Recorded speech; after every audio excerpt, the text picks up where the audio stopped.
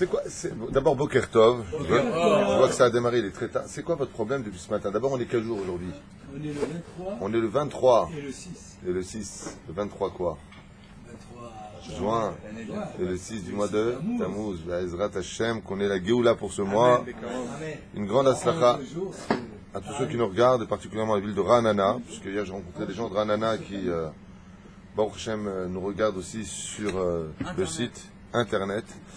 Alors, votre conflit depuis ce matin, est-ce qu'Internet c'est bien ou pas bien? La réponse, c'est que Internet, c'est une catastrophe dont on a besoin. Pourquoi on en a besoin? Vous savez, je vais vous dire une chose, que ce soit clair. Internet, juste avant de commencer mon étude, est comparable au Etzada Tovara. Dans le jardin d'Éden, il y avait deux arbres. L'arbre de la connaissance du bien et du mal, et l'arbre de la vie.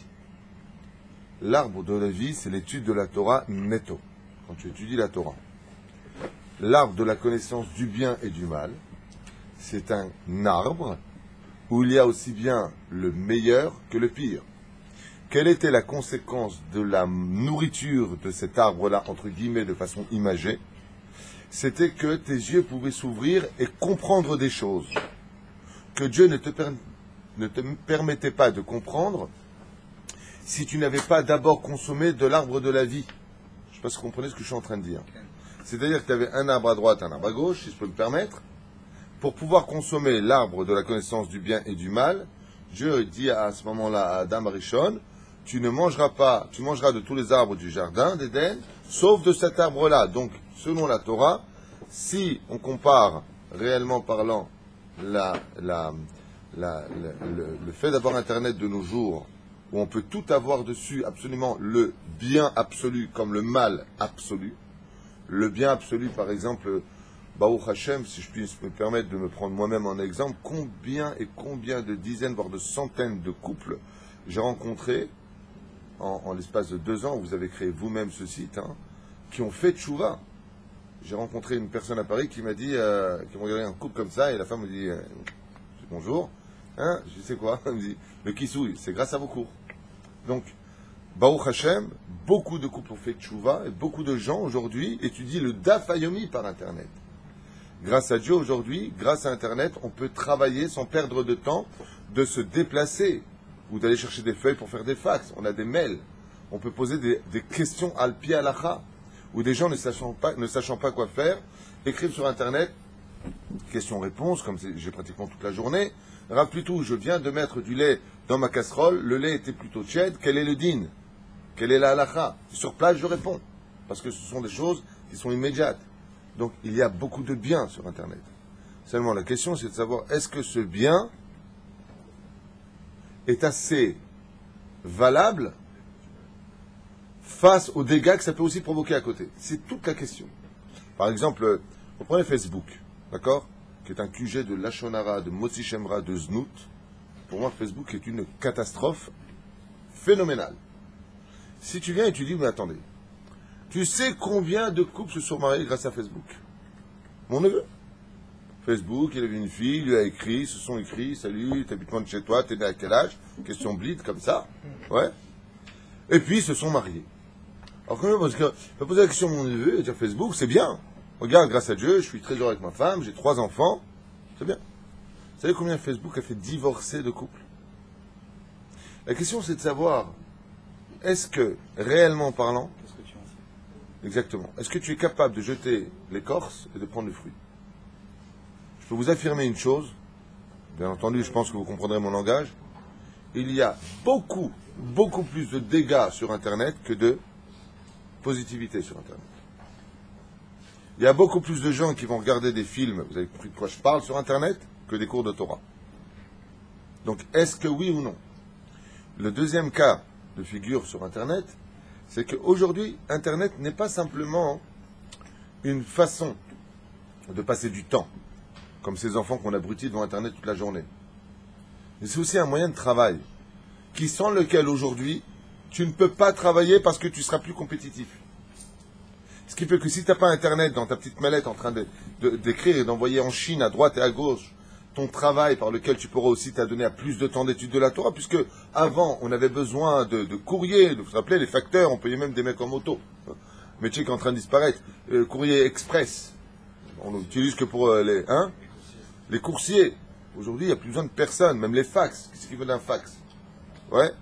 Aujourd'hui, il y a mail, il y a Internet, il n'y a même plus besoin de ça. Vous avez un appareil qui s'appelle le portable, qui est un appareil qui est conçu pour appeler le téléphone. Allô? Je vois le haïlek, la baisse. Ouais.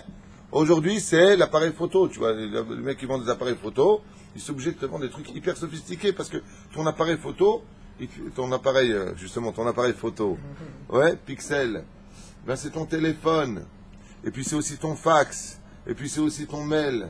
Et puis c'est aussi ton bureau de travail. C'est mon cas. Moi, j'ai un portable sur moi. D'accord? Je le reconnais parce que je travaille avec. Et j'ai plusieurs mails dessus. Il y a les sites. On a quatre façons de diffuser la Torah de nos cours. Mais c'est impressionnant. C'est un bureau. Pour moi, c'est un bureau. Quand je m'assois de côté et que je réponds à mes questions toute la journée de Torah, c'est incroyable ce qu'on arrive à faire en si peu de temps. Donc c'est un moyen rapide. Parce que le monde aujourd'hui est devenu très rapide. Si tu n'as pas la moto qu'il faut pour rouler ou la voiture qu'il faut à la vitesse dans le monde dans lequel tu vis, tu vas être dépassé par les événements. Ce qui fait que la question est de savoir qui utilise Internet. Et non pas est-ce que Internet c'est bon ou pas bon. La question est de savoir qui utilise Internet. Et on va souvent, selon la majorité. Alors, juste, la Torah nous dit comme ça. D'abord, il fallait consommer, la Gemara, les sages expliquent qu'il fallait consommer d'abord de l'arbre de la vie et ensuite de l'arbre de la connaissance du bien et du mal. Si on avait consommé l'arbre de la connaissance du bien et du mal, Shabbat Kodesh, après avoir mangé de l'arbre de la vie, alors on n'aurait pas commis de faute et l'arbre de la connaissance du bien et du mal aurait été le bien absolu car le mal n'existe pas. Mais si, Chaz v'Shalom, on n'a pas de Hirat Shamaim, à un très haut degré, pour pouvoir mettre nos yeux là-dedans, alors on ressemblera une fois de plus à Adam, à Rishon, qui, avant la faute, tombe dans la faute. Parce que beaucoup de gens peuvent tomber dans la faute. Le seul problème qu'on a, et je vais vous dire quelque chose de très important avant de commencer mon shiur, très très important. Le drame que nous avons aujourd'hui vient du fait que nous avons perdu la notion de ce que veut dire le mal. Je répète, attendez un instant. Je répète, c'est tellement important. Le drame, plus grave que tout aujourd'hui, c'est que nous avons perdu la notion de ce que veut dire mal, ra, lotov, racha, on a perdu. Je vous donne un exemple hier au téléphone. Je m'entretiens avec une personne pour un shlom bayit. Ça va jusque-là? Ça va, très bien. La personne me dit qu'elle dit à sa fille, qui est en train de bronzer à la piscine, avec le routinier, avec tout le respect que je vous dois, comment on appelle ça en français, un routinier? Un string. Donc c'est une fille de peu importe, je crois qu'elle a 16 ans, peu importe, on ne va pas entrer dans les détails. Et la maman dit à sa fille, va t'habiller, ton père arrive. La fille répond, quoi, ça va maman, tu vois pas, il a déjà vu derrière. Je ne sais pas si vous comprenez ce que je veux dire. La fille est pratiquement à poil, parce que c'est la fille de son père.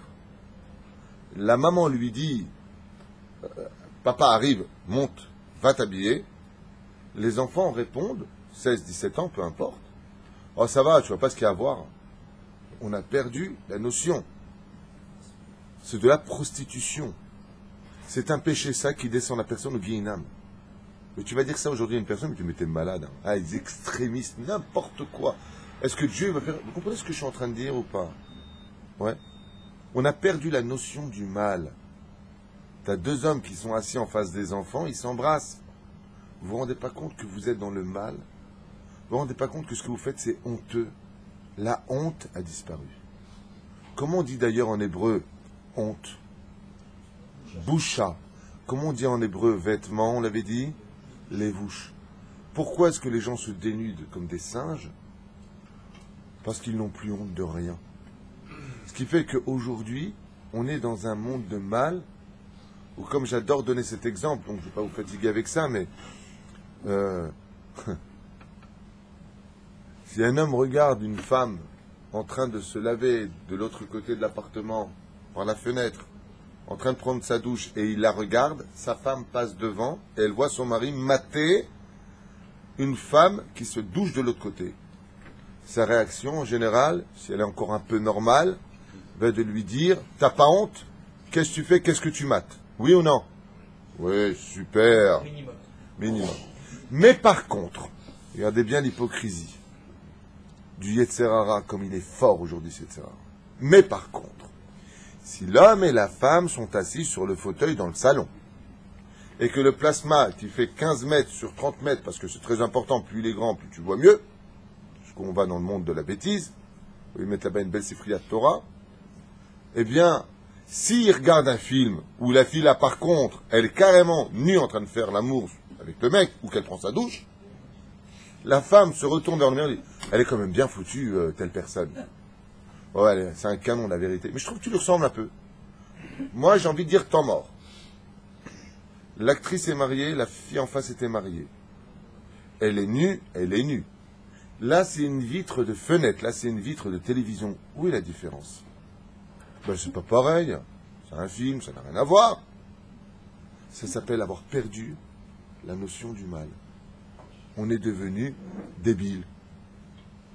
Si tu viens à la maison ou dans un lieu privé et tu vois la personne qui passe en maillot de bain, jamais elle le fera. C'est honteux, habille-toi. Mais si tu viens me voir à la plage, sans même soutien-gorge, c'est normal, c'est la plage. Pourquoi tu as changé de corps? Vous comprenez ce que je suis en train de dire? On a perdu la notion du mal. Ces gens qui ont perdu la notion du mal n'ont absolument pas le droit de mettre les yeux sur Internet. Parce que eux ne comprendront pas la gravité de l'impureté qui pénétrera dans leur âme et ne comprendront jamais le pourquoi de leur tristesse. Parce que la tristesse vient de là-bas. Ça fait rêver. Ça t'emmène vers des mondes qui t'éloignent de l'étude de la Torah. Alors c'est très dangereux, Adam. Et vous avez raison dans ce conflit. La réponse est que vous avez tous les deux raison. On a besoin d'Internet? Je pense que oui. Est-ce que oui, la tchouva, elle existe pour tout. Est-ce que c'est bien ou pas bien d'avoir Internet? C'est même pas une question, c'est une nécessité aujourd'hui. D'ailleurs, je vous pose une question simple, si je peux me permettre. Qu'est-ce qui se passe dans une société, une banque, une poste, ce que vous voulez, s'il n'y a pas d'Internet? S'il n'y a plus d'Internet, qu'est-ce qu'ils vous disent? C'est fermé, monsieur. On ne peut plus fonctionner. C'est-à-dire qu'aujourd'hui, nous vivons dans un fonctionnement où le modernisme ne nous permet pas, parce que la volonté d'Hachem aujourd'hui, c'est que l'on soit capable de lutter contre ce dernier combat qui fut le premier combat de l'histoire, l'arbre de la connaissance du bien et du mal. Le but est de savoir est-ce que nous, qui sommes une partie intégrante de l'âme d'Adam Arishon, sommes capables, oui ou non, de, cette fois, faire la teshuva, de ne pas tomber dans ce cas-là. Et il y en a pour qui il y aura marqué, Vayanos Yosef Minacheder. Il y a des moments pour qui il faudra dire, il faut que tu fuis Internet. Ouais. Ou alors que si tu viens sur Internet, tu sois accompagné d'une personne à côté. Vous comprenez ce que je veux dire? À part cela, chacun se connaît. Celui qui a des faiblesses pour les femmes, qui ne s'approche pas d'Internet. Celui qui a des faiblesses pour s'éloigner de la Torah. Ouais. Mais aujourd'hui, par exemple, au Kollel Or Eliaou, nous avons un ordinateur dans le Kollel. Et vous savez où est-ce qu'il est? Il est dans le Kollel lui-même. Et à quoi il sert cet ordinateur? Il y a là-bas 3000 shootim. Alors, c'est quoi des shootim? Pas un shoot en français. Hein. Des shootim, c'est des initiales du mot She'elot ou Teshuvot. C'est un ordinateur haredi. Il nous donne toutes les coordonnées et références de plus de 3000 Shulchan Aruch. Quand nos élèves là-bas ont un doute sur une question, comme ces livres-là n'existent plus mais qu'ils ont été reproduits par disque, alors nous les avons. Aujourd'hui, ici, dans ce kollel, si vous venez la journée, il y en a plusieurs qui sortent leurs ordinateurs et qui notent tout, comme j'ai vu de mes propres yeux le rabbi Yitzhak Yosef de Elkut Yosef, et tout faire sur ordinateur. On est obligé. On n'est plus à l'époque des plumes et des feuilles. C'est rétro lentement. Vous comprenez ce que je suis en train de dire? Donc en réalité, si je peux me permettre, le bien et le mal peuvent exister partout. Quelle est la personne qui risquerait de perdre son monde futur? Celui qui va à la synagogue et qui parle. Tu vois que dans la synagogue, il y a aussi du mal. Pas celui simplement qui est sur Internet.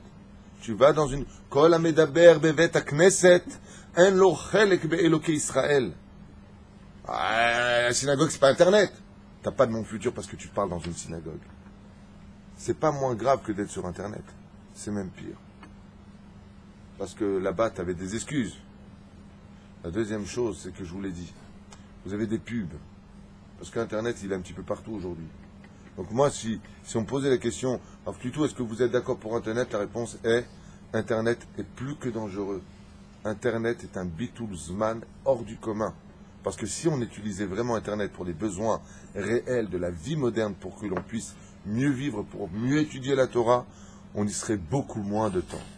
C'est sur ce Odef Zman, sur ce temps supplémentaire qui est pris, bien au-delà de ce que nous avons besoin de faire. Par exemple, les gens travaillent sur Internet. D'accord? Comme vous tous qui travaillez sur Internet. Ouais. Et ils ont un laps de temps de 1 heure. Qu'est-ce qu'ils font? Ils mettent des films. Ils jouent à des jeux. Ils regardent des pubs. Ils ne sont pas au boulot. Si à ce moment-là, tu appuies sur ce bouton de stop, tu éteins, et tu ouvres un livre d'études, alors Internet n'est pas moins dangereux que d'envoyer un coursier quelque part. Même s'il y a des interventions et des virus, c'est vrai. Même s'il y a des interventions et des virus, c'est vrai. Qui interviennent alors que tu ne les demandes pas. Il faut faire très attention à cela. Et vous imaginez aujourd'hui un monde sans Internet, c'est impossible. Moi, je peux vous dire quelque chose. Combien de fois j'ai fait des demi-tours, même sur la route, parce que j'ai oublié mon portable. Quand tu oublies ton portable, tu as l'impression d'avoir oublié ton pantalon. Tu sais, tu es en caleçon dans la voiture et comment je vais sortir de la voiture? J'ai pas mon portable. Alors qu'on a vécu toute notre vie sans cela. On a vécu avec des téléphones que quand tu mettais ton doigt, qui ne savait pas qu'elle est dans le nez, ouais, tu le mettais là, il revenait. Ouais. On a vécu, non mais c'est vrai, on n'avait pas de portable. Il y avait les asimones en Israël. Tu mettais des asimones, allo pronto. Aujourd'hui, il n'y a plus d'asimones, il n'y a même plus de simone, il n'y a plus personne. Lama, parce qu'aujourd'hui, on vit dans des temps modernes, tellement rapides, tellement rapides, que Akadosh Baruch Hu va apporter la Géoula au summum de l'intellect humain. Et on est encore loin du compte. Seulement, c'est vrai que ça nous coûte extrêmement cher, et que celui qui veut vraiment, et c'est là ma réponse pour vous deux, celui qui veut vraiment atteindre des niveaux les plus élevés s'éloignera au maximum d'Internet. Ni pour le bien, ni pour le mal. Tu veux étudier la Torah, t'as qu'à aller dans un Beth Midrash et tu poses la question à ton Rav. Celui qui est d'un niveau moyen et qui ne veut pas évoluer, il restera dans son monde à lui de toute façon, de marmelarde comme ça entre le monde de la Torah et le monde du Chol. Celui qui est très loin de la Torah, je crois que la question ne se pose même pas pour lui pour l'instant. Tout dépend de qui il veut être dans la vie. C'est pour cela que ma réponse pour Internet est, si vraiment tu veux être quelqu'un de kadosh, tu veux vraiment être quelqu'un de kadosh, vraiment, tu veux servir Hachem sans que tes yeux voient la moindre impureté, ne mets jamais tes yeux pour Internet, même pas pour un Torah. Si tu es quelqu'un de moyen, écoute, je suis Baruch Hachem, tzaddik, mais de l'autre côté, bon, je veux voir un cours du Rav Ron Shaya, ou du Rav Dinovitch, ou du Rav Twitou, si je peux me permettre de mettre dans la liste avec l'aide d'Hachem, et ainsi de suite, Azlamal. Si tu es quelqu'un qui est très très loin, tu sais combien de gens regardaient Internet des films, ils sont passés à mes cours. Aujourd'hui, ils ne voient plus de films. Ils me l'ont dit de leur bouche. Avant, on voyait tout le temps des films. Aujourd'hui, Internet ne me sert que pour vous. Baruch Hashem. Baruch Hashem. J'aurais préféré qu'ils viennent ici en Israël, vivre avec le peuple d'Israël. Mais ce n'est pas facile pour tout le monde. Ce n'est pas donné à tout le monde non plus, d'une certaine façon. Il faut s'orienter, préparer. Mais ce n'est pas évident. C'est pour cela que je vous mets en garde par rapport à cela. C'est une question de niveau, Internet. Mais n'oubliez pas un détail. Les questions après la mort, eux, n'appartiennent pas à des niveaux différents. Est-ce que tu as fixé un temps d'étude de la Torah? Qu'est-ce qu'ont vu tes yeux toute la journée? Parce que si tu avais quelqu'un de non religieux ici, tu aurais sorti une phrase, Henri. Une seule phrase. Ah ouais, parce que tu as besoin d'Internet pour voir des filles à poil? Tu ne veux pas sortir dehors? Donc dans ce cas-là, tu vas nulle part. Voilà exactement ce que dirait quelqu'un qui est très loin de la Torah. Est-ce qu'il a tort? Non. Il n'a pas tort. Parce que la znout, elle est partout. La prostitution, elle est flagrante partout aujourd'hui. Tu vas dans un canyon, tu peux pas mettre tes pieds dans un canyon. Allez-y, vous, dans un mall. Il y a quoi dans un mall? Pendant 8 mois, même à Ashdod, des filles qui sont complètement dénudées. Parce qu'elles ont trop chaud, les pauvres, ou pas assez d'argent pour acheter plus de tissus, j'en sais rien. C'est-à-dire que celui qui veut l'avoir, cette znout, il n'a pas besoin d'internet à la maison. Tu prends le bus normal comme tout le monde et puis tu vas en voir de la znout. Tu vas à Eilat, tu peux en voir. Mais il y a aussi beaucoup de Torah à côté. Ça dépendra de ce que tes yeux recherchent à voir. Si vraiment tu es quelqu'un qui a un contrôle, comme a fait Rabbi Meir, mais il faut être Rabbi Meir, à la Ness, pour jeter la clipa et manger le fruit, Ashrouv Ashrei Chelko, heureux est son sort. Mais c'est vrai qu'à notre niveau à nous, si une personne fait teshuva aujourd'hui, qui dit hop, hop, hop, hop, hop, moi maintenant je veux faire une vraie teshuva, me renforcer, alors qu'il commence à de plus en plus retirer ses yeux d'Internet, eh bien, Ezrat Hashem, petit à petit il s'élèvera, jusqu'à ce qu'il n'ait plus besoin d'Internet, il n'ait plus besoin de nos cours, parce que lui-même sera capable de faire des cours dans sa synagogue avec l'aide d'Hachem, la Labo. Voilà, je referme cette parenthèse sur Internet. Et Bezrat Hashem, et je finirai juste avec cette parenthèse, pour moi encore plus importante que toute. S'il y a des gens que vous devez protéger, ce sont surtout les Neshamot, qui sont encore vierges d'expérience et d'images, ce sont nos enfants, c'est eux particulièrement qu'il faut savoir éloigner. Je vous rappelle que dans ma jeunesse, une dizaine d'années, les goïms, pas les juifs, je vous parle de ça quand j'avais moi-même 10 ans, 12 ans, 13 ans, la télévision était placée, je me rappelle, chez Benoît, un copain à moi, un non-juif. Quand tu arrivais dans son salon, il n'y avait pas de télévision. Je lui dis, mais elle est où la télévision? Dans la chambre des parents. Ah bon? Dans un meuble. Ah bon? Et on n'avait pas le droit, me raconter ce non-juif, de regarder la télévision, si ce n'est qu'avec l'autorisation des parents. Moi, je me rappelle, quand j'étais enfant, il y avait un truc qui avait lieu avant le journal télévisé. Ça s'appelait « Et les Shadok pompaient. Qu'est-ce qu'ils nous ont pompé l'air, les Shadok? Ouais. Vous vous rappelez de ça? Et à 8 heures, c'était le journal avec Roger Giquel. Ouais. Les speakerines étaient complètement couvertes. Elles se dénudaient, elles étaient virées. C'était une époque. Les goïms, l'éducation que nous avions eue, à 8 heures, on était au lit. Il n'y avait pas de traluide, il n'y avait pas de droite et gauche. Si on regardait une femme passer, avec concentration, on recevait une claque dans la tête. Qu'est-ce que tu regardes? Il y avait beaucoup plus d'éducation qu'aujourd'hui. Aujourd'hui, tu as le fils qui regarde, le père qui regarde et la mère qui regarde. Tout le monde regarde. Et on définit bien les choses. Protégez surtout vos enfants d'Internet. Il y a des façons, pour ceux qui le veulent vraiment, d'avoir Internet avec un système qui empêchera de rentrer dans des sites compliqués et interdits. Il y a une façon d'être religieux avec des protections. Si on a pris toutes les protections qu'il fallait, si on a fait tout ce qu'on devait faire, si on a protégé nos enfants d'Internet, et si on s'en est servi uniquement pour le travail, tout en étant quelqu'un d'intelligent.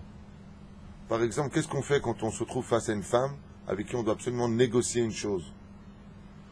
Qu'est-ce qu'on fait quand cette femme, elle a des apparences très attirantes? On va avec quelqu'un ou on n'y va pas du tout. S'il y a une personne à côté de toi, tu n'oses pas faire ce que tu veux et tu ne regardes pas ce que tu as envie de voir parce que tu as honte. Tu as la personne qui est à côté de toi. Si vraiment tu as des problèmes, alors tu prends quelqu'un avec toi. Tu peux venir avec moi, s'il te plaît, j'ai besoin de taper un truc sur Internet. Quel rapport? Viens avec moi, viens. Pourquoi? On ne sait jamais.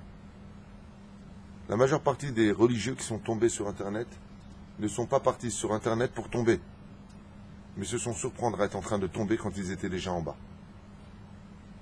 Parce qu'on ne prépare pas la Havera. La Havera, c'est comme la colère. Elle vient par derrière. Elle ne te prépare pas à cela.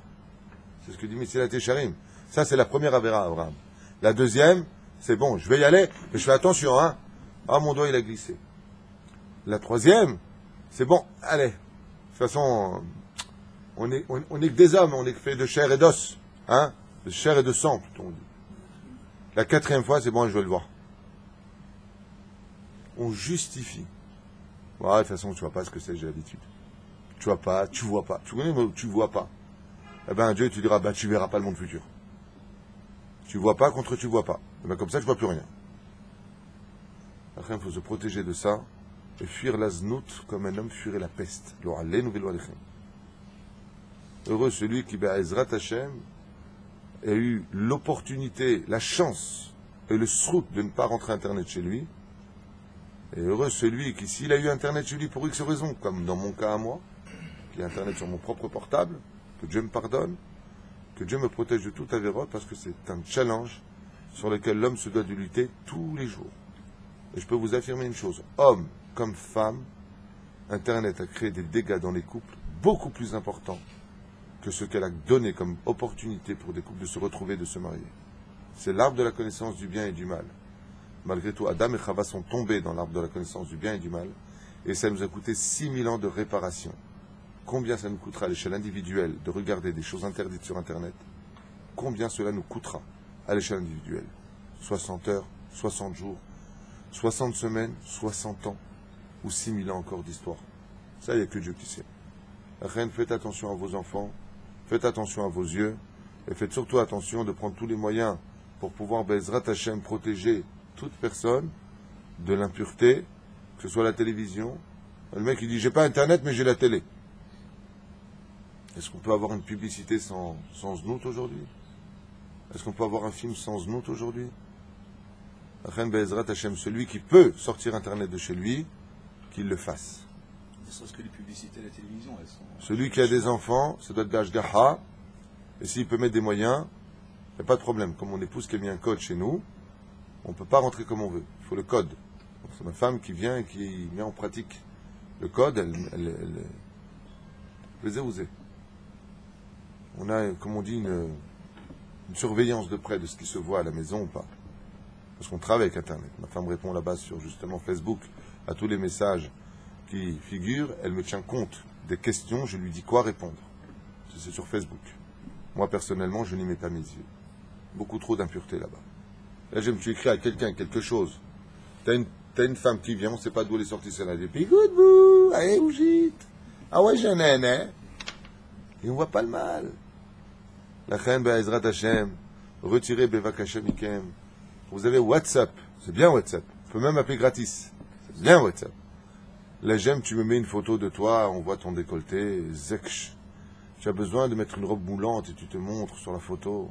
Lama, les mâts, pour qu'on te dise t'es belle. À ce point-là, tu es handicapé mental, que tu as besoin d'exister, qu'on te dit, oh, comme tu es bien foutu. Tu as un problème psychologique à ce point-là. Quand on est heureux avec soi-même, on n'a pas besoin d'entendre que le dire, oh, comme tu es belle. Mais, je sais pas, un truc qui te ressemble. On dit que, je fais une blague, mais vous avez remarqué que chaque fois qu'une personne sort son chien, c'est bizarre, hein, ce que je dis, hein, il finit par ressembler à son chien. C'est vrai ou faux? C'est un truc, je vois souvent ça avec les Russes ici en Israël. Tu vois la personne qui sort son chien, il finit par lui ressembler. Dans les 101 Dalmatiens de Walt Disney, il y avait un peu cette notion de le propriétaire avec son chien, il finit par lui ressembler. Je sais pas, mais un truc qui te ressemble. Il y en a un, il est Lubavitch. Alors, il a WhatsApp. Tu vois la photo du rabbi, c'est mignon. Mon copain Jacques Serror, que Dieu le bénisse, il a mis la photo du Kotel. C'est mignon. Mais ça provoque du lachonara. Des fois, les mecs, ils viennent, ils se mettent en photo, puis il a grossi. Je dis, oh là là, t'as vu comme il a grossi là? La mettre à lachonara. On fait plein d'avérotes et on n'est pas au courant. Mais des photos au maximum, tu veux montrer une photo de toi, tu veux montrer que c'est toi, mais une photo, on voit juste ta tête. Et si t'es une femme, pas besoin de voir ta tête. Il y a marqué ton nom, on sait qui tu es. Là, j'aime, tu te montres. Vous comprenez ce que je suis en train de dire? Mets un pot de fleurs. Ou un arbre. C'est là. Zéouzé. Bevadaï. La reine, on va s'arrêter là pour Internet. Bezrat Hashem, Facebook. Là, tu plaisantes. Vous allez en vacances, les vacances y arrivent. Vous allez mettre vos photos sur Facebook. C'est de la prostitution, rabotaille. Je ne suis pas un fanatique, je ne suis pas un débile. Vous n'avez absolument pas le droit de mettre... Vous savez pourquoi vos photos sur Internet? Vous savez pourquoi vous n'avez pas le droit de vous mettre à la plage avec des amis? Parce que non seulement ça fait des avérotes, mais en plus vous vous en vantez puisque vous les montrez. Pour réparer ça au niveau de la tchouva, c'est presque impossible. Je n'ai pas dit que c'était impossible, mais ça l'est presque. Parce que qui vous savez qui vous a vu? Sur Facebook, tout le monde peut rentrer aujourd'hui. Il y a le côté, tu m'invites en tant qu'ami? Oh oui, je te prends en tant qu'ami. C'est super. Mais vous avez la première page. Tous ces yeux de non-juifs qui regardent des filles d'Israël, qui se montrent à Deauville, à Juan-les-Pins, à Tel Aviv ou à Ashdod, ils vous voient nus, c'est irréparable. Comment tu veux récupérer ces yeux qui t'ont vu toi? Tu as été un obstacle pour eux. Combien de larmes tu vas verser dans ta vie? Combien de télim tu vas lire dans ta vie pour réparer ça? Combien tu vas prier le ciel et la terre que Dieu fasse oublier que ces gens sont tombés? Parce que pour chaque œil qui t'a vu, tu paieras. Pourquoi tu as besoin qu'on te montre comme ça, voilà? Là, j'étais alors. Elle, c'est Valérie, ma copine. Elle, c'est Sylvie. Ouais, c'était génial. Et lui, c'était mon copain. Parce qu'il était avec ma copine. Mais pourquoi tu as besoin de ça? Qu'est-ce qui t'arrive? Tu te sens morte à ce point-là pour exister, pour avoir quelque chose à dire? Ça m'est venu mazé. Et on te regarde, et on te voit, et des commentaires en plus. Waouh, comme t'as bronzé. L'autre. Oui, je sais. L'autre. C'était où? Ah, je te dis pas. Ah, vas-y, dis-moi. Mais attends, c'est pas possible. Il y a un moment, il faut évoluer au niveau de l'esprit. Je veux dire, l'homme préhistorique, c'est fini au niveau de la tête. Eh ben non. C'est là où je dis que même le mal, on ne voit plus que c'est du mal. Le pire, c'est que ce que je viens de faire, on pourrait penser que c'est des gamines de 8 ans. Hein. Pas du tout. C'est même des femmes mariées. Les femmes.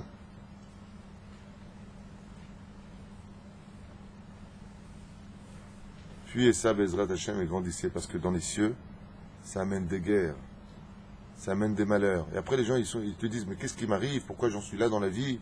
Pourquoi ça va pas? Et il y en a qui vont te dire, attends, mais il y a des religieux, ils font pas ça, ils sont très mal. Mais ma réponse, elle est simple. On est tous dans la même barque. Et quand le bateau il coule pour tout le monde. Ce qui fait que les religieux, eux, payent aussi leurs erreurs, parce qu'ils font peut-être aussi du lachonara ou autre chose. Mais ils payent aussi pour ceux qui se sont mis sur Facebook et sur YouTube et sur toutes sortes de moyens de communication et qui malheureusement font plonger le peuple d'Israël dans le plus bas des degrés et le plus insupportable vis-à-vis du ciel par rapport à la création du monde, c'est la boucha. C'est pour cela que la première chose qu'un homme rencontrera dans sa vie après sa mort, quand il part de ce monde, Oilo beyom adin, beyom abusha, beyom atochecha. Malheur à lui le jour de la honte. Et c'est le jour de la honte. Comment tu n'as pas eu honte? Ce que je dis pour vous, attention, hein, moi je ne suis pas mieux que vous. Hein. En disant ce que je vous dis, je me parle à moi-même. Parce que je suis qu'un humain, je suis Choser Bitchouva aussi comme vous tous, et que Dieu me pardonne et nous réveille tous à l'importance Be'ezrat Hashem d'aller goûter de la Torah. Et pour pouvoir y arriver, je vais vous dire quelque chose. Comment on fait pour y arriver? C'est très simple. Si tu n'étudies pas la Torah, tu ne peux pas y arriver. Si tu veux des armes pour lutter contre ce Yetzer Hara qui t'aveugle de la notion de ce que veut dire le bien et le mal, il te faudra étudier beaucoup de Torah et surtout un livre. Alors je vous explique ça comme ça, c'est la recette d'aujourd'hui. Petit 1, tu fixes un temps. Petit 2, avant d'ouvrir le livre que je vais te parler, tu te vides de toi-même, tu fais un esquème. Tu te fais une condition sans retour. Je me vide de tout ce que je lis, je fais. Je ne veux pas discuter. Petit 3, ce livre s'appelle le Shulchan Aruch. Tu lis. Ça, c'est interdit. Bon, moi, je vois pas où est le mal, je te dis la vérité, tout est interdit. Non, on a dit, tu te vides. Ce qui est interdit, tu notes, tu l'as enregistré. Une fois que tu as fini ton étude, tu appelles ton Rav. Tu appelles quelqu'un qui s'y connaît très fort en halakha. Tu dis, voilà, j'ai étudié ça et ça. Le problème, c'est que demain, par exemple, la personne va étudier qu'il est strictement interdit de participer à un mariage où ça danse ensemble, Rav Ovadia Yosef, ou Ilkut Yosef, Assur l'ishtatef biten din vecheshbon, il n'a pas le droit de participer à un mariage où les dents ne sont pas séparées. Il donnera des comptes le jour du jugement sur ça. La personne a le mariage de son frère la semaine d'après, il a étudié ça. Il appelle son Rav. J'ai un problème, c'est le mariage de mon frère, vous savez, on vient de refaire la paix, il explique sa situation.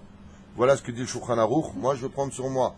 Comment je peux arranger? Fais-toi un Rav, parce qu'il existe de façon de vivre la Torah, pour que ce soit justement un jardin de vie, et non pas un jardin qui fâche. Et de l'autre côté, même si ton frère il te donne un verre à boire et qu'il y a du poison dedans, tu ne veux pas le boire parce que c'est ton frère. Ouais, crève-toi, bois-le toi, qu'est-ce que tu fais chez moi? Je t'adore, mais ne me fais pas boire ton poison. Donc le Rav va te dire oui ou non, dans quelles conditions, il va te guider. Parce que la Torah, même si elle est carrée, elle a des façons d'être contournées qui sont aussi elles-mêmes al-pi halacha, et pour cela il faut être un grand Talmid Chacham. C'est pour cela que ne soit pas une boîte de conserve dans ton Shulchan Aruch, et un Rav qui te dira, Nachon, aval tishma, tu as sur qui compter sur tel et tel déa, tu vas à la choupa, tu te mets de côté, tu prends des photos, Bezrat Hashem, et doucement, doucement tu te retires, et ainsi de suite. Il va t'expliquer que la Torah demande de la diplomatie. Tu n'as pas besoin d'être humiliant ou d'être en train de juger les autres. Tu n'as pas besoin de tout ça. Je m'excuse, je vais aux toilettes. Ils ont duré longtemps les toilettes. Ah bah oui, mais il y avait une diarrhée, tiens. Allez hop, circuler, rien à voir. Tu n'es pas obligé de faire la police. Tu n'es pas obligé de crier sur les gens. Et tu n'es surtout pas obligé de les critiquer. Trouve des moyens. Ezrat Hashem, pour pouvoir te remplir de Torah à un tel degré avec amour, mais dans les conditions que je vous ai dit. Si tu ouvres ton Shulchan Aruch en disant « Bon, je vais faire le supermarché des courses, ne l'ouvre pas, parce que tu vas te mettre en porte-à-faux. Je veux étudier la Torah. Hachem, tout comme moi, je veux que mon mari soit fidèle, tout comme moi, je veux que ma femme soit fidèle, va dire à la personne, tout comme moi, je veux que mon associé ne me trompe pas. De la même façon, nous sommes associés avec Hachem, on ne veut pas être trompé par Dieu, on ne veut pas que Dieu nous... On ne veut pas tromper Dieu. Donc, fais pas le... ça je veux pas, ça je fais pas. Avance doucement, mais même si tu avances à un très haut niveau, comme le dit le roi Salomon, Alti Chacham Yeter Miday, ne sois pas extrémiste dans tout. Perouche Adavar, ne crois pas que les choses s'accomplissent telles qu'elles sont aussi tout le temps marquées. Il y a des façons de les comprendre, et il faut un rave pour cela. Va voir un vrai rave, pas un ravagé, ni un rave allemand, ni un ravioli, ni un ravageur. Va voir un vrai Talmid Chacham, et dis voilà, il y a marqué ça et ça, Gvodarav, tu lui expliques la situation, ton cas précis, et tu verras que Bezrat Hashem, tu auras rentré le Etz HaChaim dans le Etz HaDa'at, et que même le mal et le bien ne feront plus qu'une seule harmonie, le service divin. Car le bien et le mal, Moshe Rabbeinu a fait faire tchouva au peuple d'Israël, mais Haman, Aracha, a aussi lui fait faire tchouva à tout le peuple d'Israël. Le but est de savoir pour qui est-ce qu'on travaille. Voilà.